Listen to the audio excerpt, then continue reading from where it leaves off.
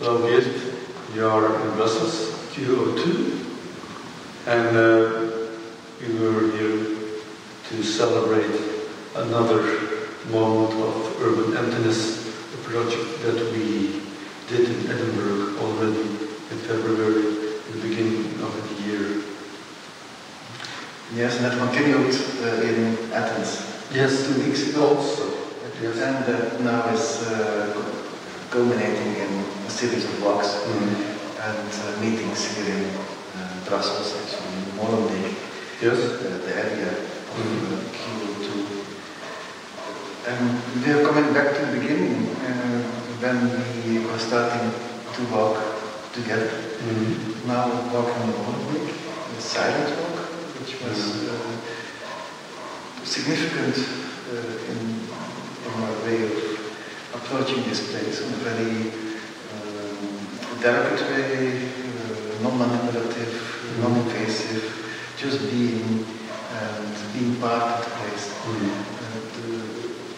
After a very difficult time in Brussels, healing gesture by being silent, being open, inviting people to join us in a silent, feeling, sensing way of a place, trying to show the positive and valuable qualities of a place. That's true. Now everything began some years ago. The story of walking together started in 2000, so it's almost 16 years ago that we were walking together. But the very first thing that we were connected with this idea of walking was when we visited Edinburgh-Athens-Brussels during the Documenta. And she introduced us to this book I saw in the library, Spaziergänge. And I was really so surprised by the fact that someone from university, who's a Burkhardt, wrote a study about the science of walking. And it struck me. And everything fell into place because at that time we met also Rhea, a dear friend of Joseph Boyce, where we did some actions in her house in 2007 during the Documenta. And it was interesting to see that our way of walking is also something that is really fits into a tradition of walking. And even far more in the past, when the pleinaires, so the painters who painted in plein air, in open space, they have also this attitude of walking, like Caspar David Friedrich and all those romantic artists.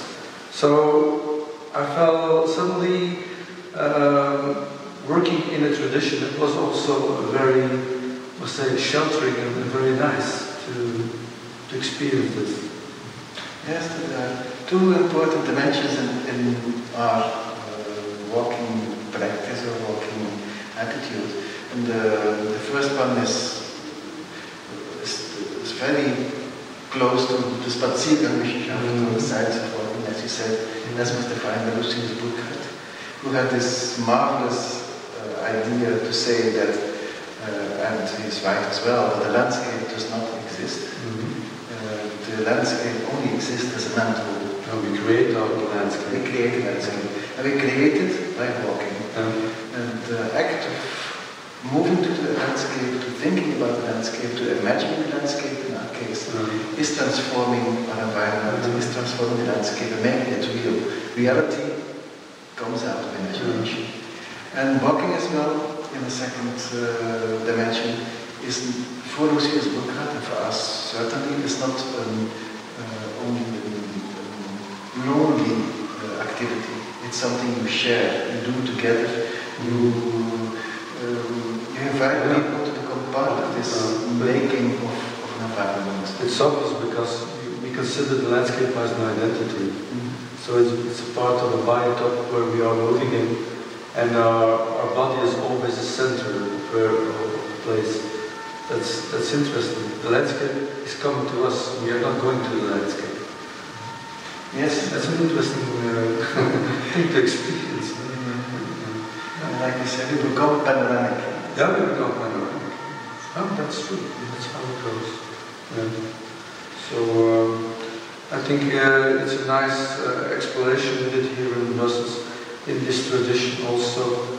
I have dear memories of our visit in Edinburgh during the Urban Emptiness project, and still it all goes about experience and feeling touched and be aware of the spot. It's sometimes we often neglect. Absolutely.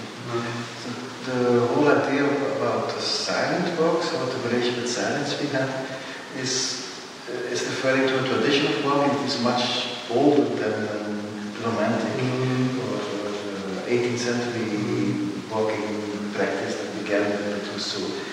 It's about being the landscape. It's about being aware, not only being aware, but being conscious, but also to assimilate the landscape and giving the landscape a place into yourself, which is in the Oriental tradition very important, and which is happening, of course, in silence. Of course, silence opens you for the others. It's about listening to the other, which is as well very crucial in what we do. It's about the gesture of letting people be as they are and giving them the possibility to be part and to be listened to.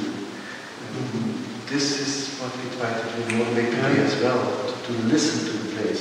Yeah, it was something that occurred when we were walking. When I think for us, being silent when we walk is very obvious. We always do, because it's a condition to be aware and to really keep your attention to what's happening around you. And I saw someone was walking with us, really having this, exploring this attitude. And maybe for him it was the very first time that he walked this way, when this silent condition is something that really is very interesting when you walk. And for me, is walking, meeting yourself. In silence, you meet yourself. And in the beginning, when I was walking, I was really thinking about things that happened in the past last week, or problems you have, small problems, of course, but problems you have, and then suddenly it dissolves, and then you are one with the place, and you just walk like a flow in the city. Was it your experience also? That was my experience. I became silent. Okay. Now what was really beautiful as well is that we began to walk in silence, and then we came back to this place to sit together. We became silent. Well, that's something that's very interesting. Although we were strangers, we were not feeling uncomfortable in being silent together. We are, the silence was a sort of condition that had to be, because there were all kinds of sensations that we had to explore in our minds, and this condition of silence. When we sat together, we said nothing, we just stared and thinking about what happened. It was a very beautiful moment, I think. Very beautiful. And that is as well connecting very much with Edinburgh and with Athens, where the walking together not only was a way to explore and to create, to use imagination, to feel the place and transform it. Geert, I just wanted to say something especially about this walking. We often walked with colleagues or friends even, of course. And what came to my mind is that this walking together shapes about it's something about a connection, friendship. And this walking as an instrument is also an instrument to friendship. And that is something very remarkable to experience. What do you think about that? And walking is sharing the space together.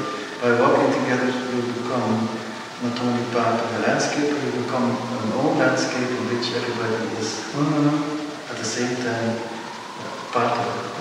And it indeed connects on a way that